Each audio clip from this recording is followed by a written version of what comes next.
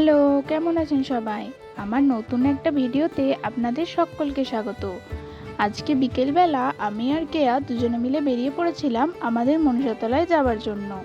সেখানে ঠাকুরের নতুন করে বেদি এবং শেড তৈরি করা হচ্ছে।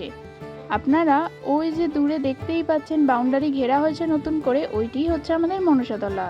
এখানে প্রতি বছর বিশ্বকর্মা পুজোর সময় খুব ধুমধাম করে পুজো হয়।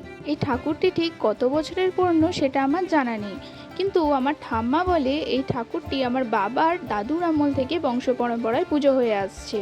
চলুন ভিতরটা আপনাদের একবার ঘুরিয়ে দেখাই। প্রথমে গেট থেকে ঢুকেই সোজাসুজি মনসা মাতার বেদিটি দেখতে পাবেন।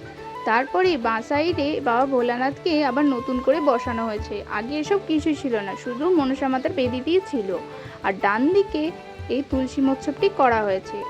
আর আপনারা ঢুকেই যে সোজাসুজি একটা মাটি দিয়ে ঘেরা জায়গা দেখতে পাচ্ছেন, বাৎসরিক যখন পূজা হয় তখন এখানে বলি হয়। আর এই যে দেখতেই পাচ্ছেন এই কাকুরা এখানে কাজ করছে।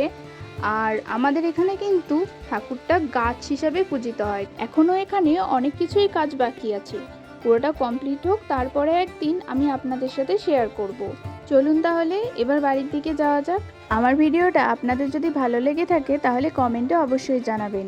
তাহলে ভিডিওটা আজকে এখানেই শেষ করছি, পরে আপনাদের সামনে নতুন কোনো একটা ভিডিও নিয়ে হাজির হব। আজকের মতো টাটা।